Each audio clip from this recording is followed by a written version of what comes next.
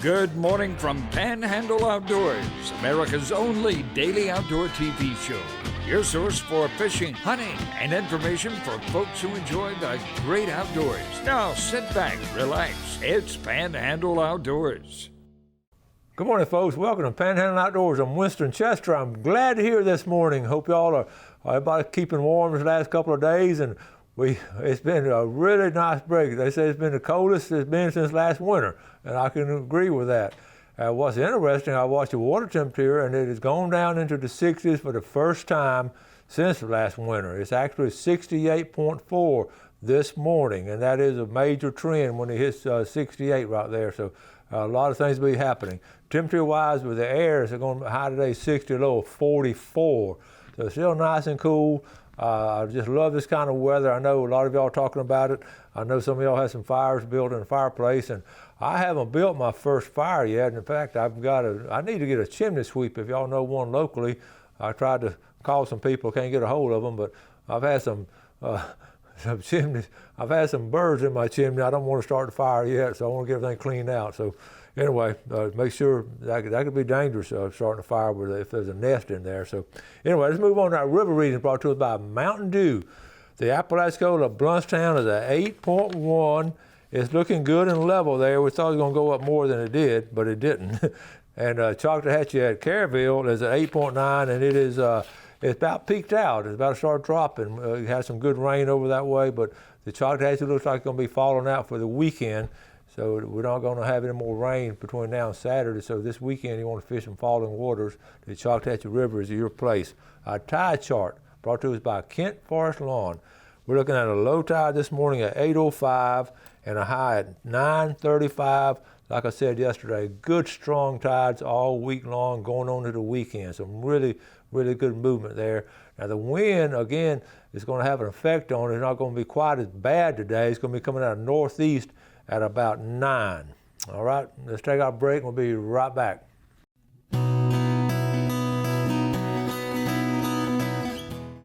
Okay, welcome back. I was just telling Jeff, I've got a lot of pictures. I'm probably not going to get through them today.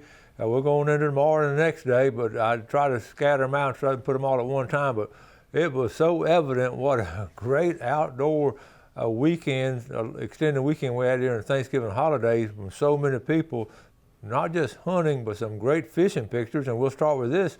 My neighbor, Ernie Regadio. Ernie sent these to me. Ernie's retired U.S. Air Force and a great neighbor. He coached yesterday's catch picks. And he caught blackfin, kings, red grouper, scamp, almaco, and a limited red snapper, plus others. So here, let's look at some of these. They had a great trip. And with the son, I think Jaron was captain of the boat. There's Ernie. I know they had a good time. It was a little rough out there from what everybody was saying over the weekend, but man, look at that catch there. You're talking about a fish fry and some fish in the freezer. Good job, Ernie. Proud of y'all. All right, my buddy Braden Harris, y'all know Braden and Michael. This was an interesting story over the weekend. He was out, he was going to really shoot a doe, and he saw a deer about 300 yards away.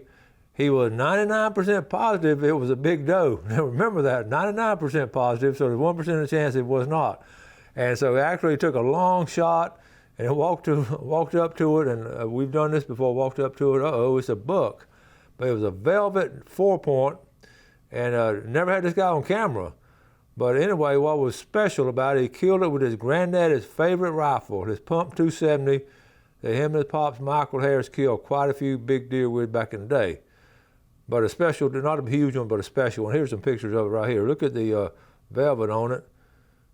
And that was 300 yards away. There's Michael. All right. And they got to ride in a truck.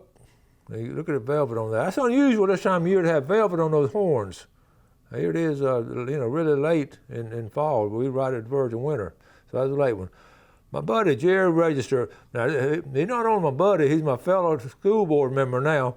And one of the 3 hogs, we had a great week. My family are great hunters. So check it out. Jerry, check this out.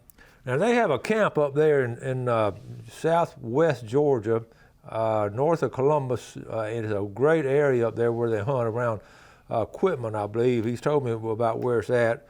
not too far from Eufaula. And anyway, he got 3 hogs, okay? Good picture, Jerry.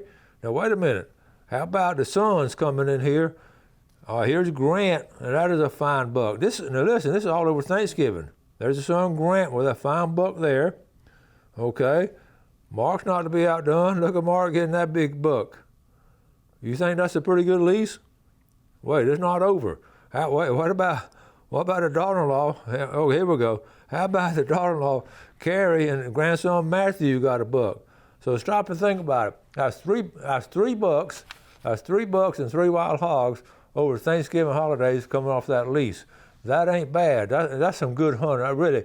That's not luck right there. That's just some good hunting and good skills and knowing your territory and knowing what the deer movement is. So good job, Mr. Register and family. Okay, my buddy Clay Patrick up here in River Road. Duck hunting was good. His dog Charlie helped him retrieve all those ducks, all those wood ducks right there. I know that is fun right there. Clay Patrick. Y'all call Clay about buying some real estate up there in South Alabama and South Georgia. He knows where all that stuff is. Top picture, these are pecans.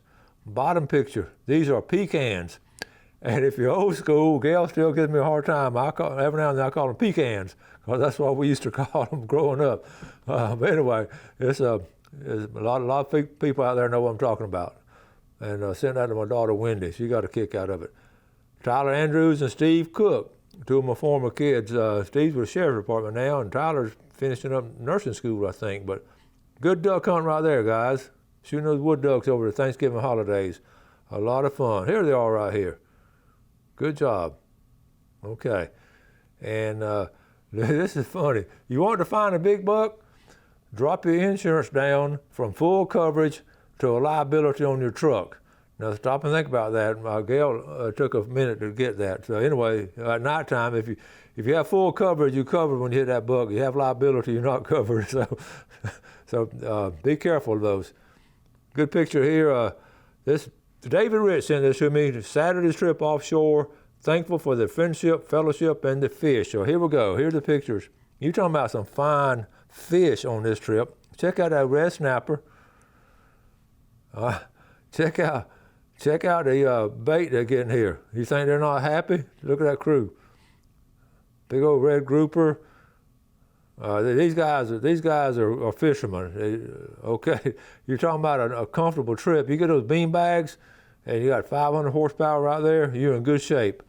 So these boys know what they're doing now. This ain't their first fishing trip. Look at them. Look at that. And let's see, a couple more.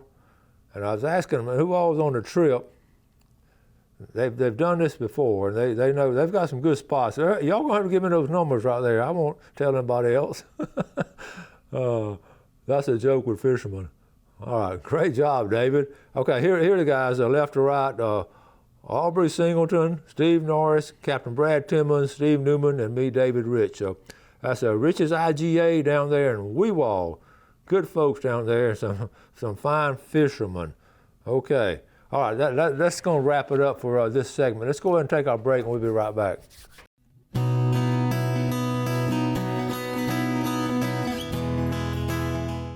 Okay, welcome back. Don't forget, this weekend is a youth hunt, the youth deer hunt. FWC has it on.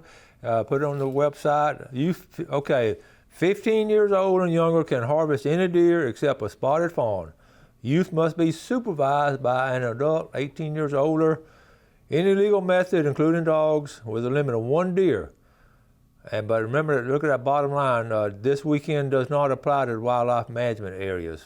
Okay, so that's a good situation this weekend. Get a chance to take a young person, sit in a tree stand, whatever. It's a great weekend to do it, but you can't do it in the wildlife management areas. Now we're wrapping up. Of course, Thanksgiving was last weekend. So many outdoor activities, as you can see testified in our pictures and all. But we always talk about the food at Thanksgiving, and I think everybody I know we have a feast. All of us do. We eat a lot of food and all, and then you go through this sort of in phases. You do the cooking part, then you eating and gathering with the families, and then you go to the leftover stage. And we always get a kick out of leftovers because we smoke our turkey, and our smoked meat seems to last a little bit longer, and it's still good. I mean, a couple of days later, And traditionally, the Friday after Thanksgiving, I always have a sandwich in the woods on the tailgate. And I've always done that as long as I can remember, because I used to do it with my dad and my brother. And we just started that a long time ago. Anyway, we kept doing that, but I think Gail and I've got a kick out of we had a lot of leftovers this year, and because our crowd wasn't as big, and so we've had some. She cooked the best dressing we've ever had this year, and I know y'all know what I'm talking about, having food. But I always get the urge to have something different instead of having leftover day after day after day. I like to interject something different, and I've heard some of y'all talk about it, and I especially like to get some seafood. And we were able to, Bill Allen and I were able to catch some trout right there for Thanksgiving. So we had some fish. And by the way, and I kept enough speckled trout that we cooked, or brought some home to cook. And surprisingly, when I cleaned them, one of them had worms. And I was just surprised. Usually this time of year, when it gets colder, the water gets colder, there's sort of worms. You don't have many worms. In fact, that's why the old timers never would eat speckled trout in the summertime. They never would eat it. They would eat mullet, but they would not eat speckled trout in the summertime, especially in July and August. And then they would eat it in the wintertime, though. And I often ask them why, and they always say one word: worms. So anyway, they're good to eat and all, but I picked out. In fact, I threw one piece away. It was just full of worms, and then half of a fish, and then the other half I looked at it, and it had. We pulled some out, but we discarded them. So be aware of that. You still got some worms. They're not going to hurt you. Most fish have worms, but we're looking at them and all, and they just you don't want to eat worms if you can help it. So anyway, so also getting on the food part, I was getting to this. I love to have the different things and all, and then you get to the point, what are you going to do with turkey? I noticed some guys, they were adding barbecue sauce to it and all kinds of different ways. So I hope you've enjoyed your feast and all. Okay. But again, those worms, I talked about it before. Each year I've talked about the worms in them, but like I say, all fish will have them. I talked to Mel at the fish market, and he showed me worms. But a lot of the fish is usually right around the stomach area, on the ribs and all. It's not, or right there on the tail end of it, you can find them. Okay, another thing I mentioned to talk about, be sure and make sure. This is something different. With this heavy wind we've had, one thing I noticed right away, a lot of limbs have fallen, some trees have fallen. And you got to stop and think now, all those trees that were killed by Hurricane Michael that did not fall, we're going, that was 2 years ago. Those trees now, they're losing the limbs. Even I can see them around the house. Some of the big limbs, this big, are being blown off. I've seen some in the road after that heavy wind we've had over the weekend, Sunday night and Monday morning, and we can see that, but what's going to be evident pretty soon is the trees themselves, all big trees, they're dead, and it's only a matter of time before they fall. And you want to make sure that you're safe from them, first of all, and make sure they're not going to have any damage if you can help it, about parking your truck or car. And also, the prevailing wind in the wintertime is where? It's coming out of the northwest, so if you're on the southeast side with something, it's going to fall that way. And I'm in a predicament now where my neighbor has some dead trees, and we've got to get them cut down. They're going to fall right back on the house, and it won't be bad damage, but it'll be some damage to us. So make sure you check that out and be aware of it. So anyway, I've got one more story I want to show you. Okay, before we get into the break. Hello, Winston. My name is Gerald, and I watch your show every morning, but had never considered sending you photos. Lately, my wife has been watching the show with me and encouraged me to start sending photos. She thinks some of my fish are more interesting. Black drum, okay, I got two pictures. A black drum caught November 23rd and a red drum caught on the 27th. So Gerald, check this out. Okay, look at this right here, folks. That is a fine fish caught there in the surf. All right, got that one. And check this red one out. That's a big old redfish right there. Gerald, thank you for sending that. And you've got a very thoughtful wife to get you to do that. And I asked him, I said, tell me a little bit about yourself. I'm a retired U.S. Air Force and also retired from juvenile justice, live in the Callaway area. I fish 2 to 3 times a week. And you used to fish any place between Biloxi and Cape San Blas. I love that. And I stay close to home and fishing. Unknown area referred to as Gerald's Inlet. I told him I love it. You're my kind of fisherman. We don't give away our specific spots where we fish, no matter who it is. You can tell people in general where you fish between Biloxi and Cape San Blas, but don't give away the secret. So, Gerald, good to meet you on here, and hope to meet you in person one day, and we'll talk some serious fishing. But thank your wife for getting you to send those pictures to us. Let's take a break. We'll be right back.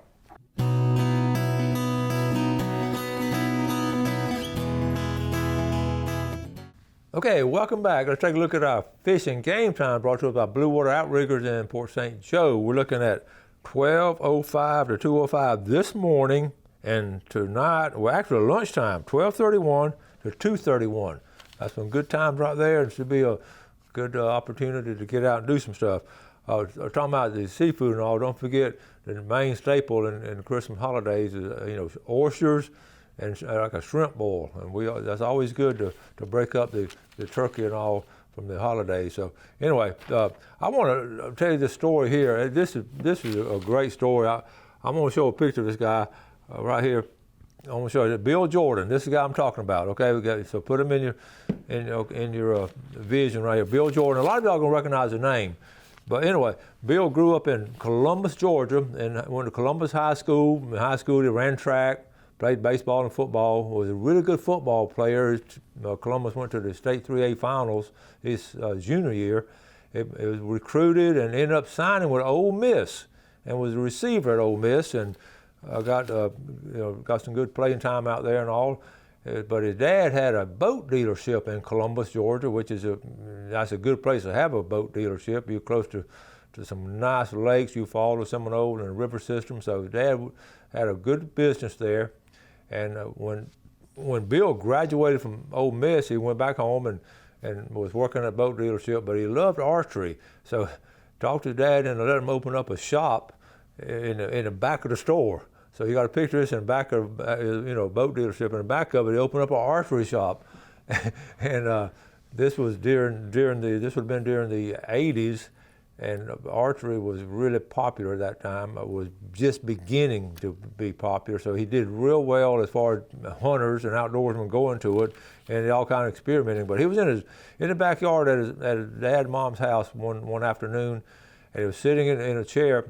And he was fascinated with camouflage, so he was sitting in his chair and got some paper, and there's a big oak tree in the backyard of his parents' house. So he just started sketching the tree. Just started sketching how the tree looked in his mind, and he kept sketching it. And he came up with a new idea on actually camouflage. I'm going to show you. This is the early camouflage, the military camouflage. I want you to sort of notice something about this camouflage. You see a lot of horizontal movement, okay? Horizontal this, horizontal that, and military camouflage was prevalent. It actually started camouflage. The word camouflage is a French word, and camouflage actually started in war in World War I. But what Bill Jordan did, he had in fact, I brought my coat this morning. The vertical part of the oak tree, the bark, he just sort of lit a little idea in them. And the real tree camo, see the vertical, okay, you can see it right here. This is my jacket. See the vertical trees and all? Okay, and then you have some cross branches. So that's why he called it real tree. And that's how he invented real tree camo. So he had it in his mind and had sketches and everything, but then he had to put it out. I was thinking about Shark Tank. I won't go into all kind of details, but he had a big show coming up. It's called the SHOT Show in Las Vegas, Nevada. And we have ICAST, which is the biggest fishing show in the world. Then you have the SHOT Show, which is the biggest outdoor hunting and all. SHOT stands for shooting, hunting, outdoor trades. That's where the word SHOT acronym. So he wanted to get out there. He had some mannequins to put out there, but the company that made it, they sent the shipment the week before. The shipment of the stuff went to Columbus, Ohio, instead of Columbus, Georgia. Had all kinds of things going against them. Didn't have enough money to pay for the booth, so they talked the people into letting them pay for half the booth and before, and then pay the other half after he got out there and all. And anyway, so he set it up the opening morning. three pretty strong companies. They walked by and they sat down with them. Now, when you sit down in the booth at a trade show, that's pretty strong. Walmart guy came by, the Oshman guy came by, and the Bass Pro Shop guy came by. Does that tell you how it got started? And all three of them sat down and talked to him. And now he was selling, he was just selling the pattern. So anyway, he had to get a license and all kind of great story behind the success of it. And when I first saw it, I was crazy about it. And I found one more picture of him. I'm gonna show you right now. Here's a picture of he and his family. He played football at Ole Miss, and guess what? They just recently, about 2 years ago, they named the football practice field after him. Here he's been honored with his family out there a couple of years, that was in 2016, right there. But anyway, Bill Jordan, and he's the guy that came up with a real tree. But it was, it was so many close things. I mean, in fact, I said he didn't have money to pay for booth. He said, really, when he first got started, that first couple of days, he wasn't sure they were going to buy, but he felt good about it. And if people came by to collect the money, he saw them coming down, he would go hide. Basically, he'd sort of walk out of the booth to get somebody else to do it. But he finally, he paid the booth fee. But that's how the Real Tree Camo came out, just a shoestring budget, and then it exploded. But he's been an entrepreneur and also been a philanthropist as far as he's given a lot of money back to outdoors. I've met him before, good folks. He's given money to Ole Miss, to the programs there, and all kinds of academic and athletic programs. And I just, don't you love to see an outdoor person like that come up with an idea of sitting in a parent's backyard and looking at those vertical bark, and all of a sudden going off. And things started thinking, and they just started put it together, and the rest is history as far as Real Tree Camo. So I just wanted to share that with you, and hopefully when we start going back to these conferences, I want to go to a SHOT Show out there in Las Vegas and see that stuff and all. But anyway, that's the story on Real Tree Camo. Got to go for today. Got more pictures and more stuff coming tomorrow. You have a great day. Do something good today for your fellow man. Enjoy the outdoors, and God bless. Thanks for watching America's only daily outdoor TV show, Panhandle Outdoors with Winston Chester, featuring hunting, fishing, and other activities and information to help you enjoy the great outdoors. Join us next time for Panhandle Outdoors.